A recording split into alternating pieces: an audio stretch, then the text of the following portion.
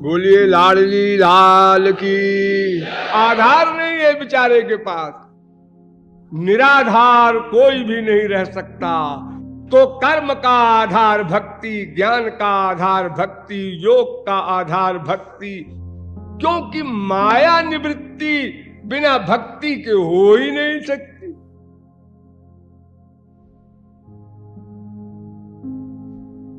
कोई भी हो,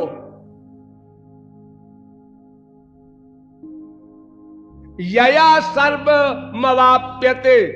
वेद व्यास कहते हैं कि यत कर्म भी यत तपसा ज्ञान वैराग्य। अगर कोई जिद करे कि हमको साहब माया निवृत्ति और श्री कृष्ण प्राप्ति नहीं चाहिए, स्वर्ग चाहिए, वो भी ले लो बाबा, वो तो बड़ा जल्दी दे देंगे, बड़ा अच्छा है।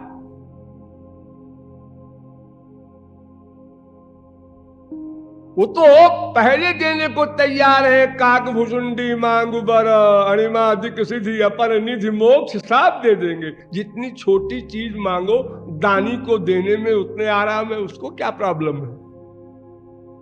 स्वर्ग तो छोटी चीज है ना। असली कर्म वो है जिसमें कि वो भक्ति शरण्य हो, कर्म सर्वेंट हो। असली ज्ञान वो है जिसमें भक्ति स्वामी हो, मेन हो, और ज्ञान सर्वेंट हो। यानी योग ज्ञान कर्म कुछ भी हो, उसकी स्वामिनी भक्ति होनी चाहिए। मामेव ये प्रपद्यन्ते, अकाट्य नियम है। इसीलिए मधुसूदन सरस्वती सरीखे अद्वैत वेदांती भी एडमिट करते हैं कि कर्म गुह्य है, ज्ञान गुह्यतर है, और भक्ति गुह्यतम है।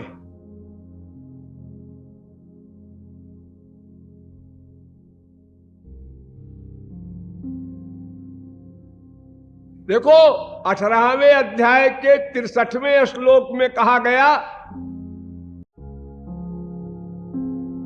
कि ज्ञान जो है इदम ते ज्ञानमाख्यातम गुह्याद गुह्यतरम मया। यहां तरम शब्द का प्रयोग किया भगवान ने, यानी गुप्त से अधिक गुप्त ज्ञान के लिए कहा। और उसके बाद सर्वगुह्यतम भूया 64वें श्लोक में यह कहा, 18वें अध्याय के सबसे गुप्त बात सुन। वो क्या बात? मन मना भो मत भक्तो मत जाजी माम नमस्कुर। इसका अर्थ भी किया मधुसूदन सरस्वती ने, नवधा भक्ति करो श्री कृष्ण की।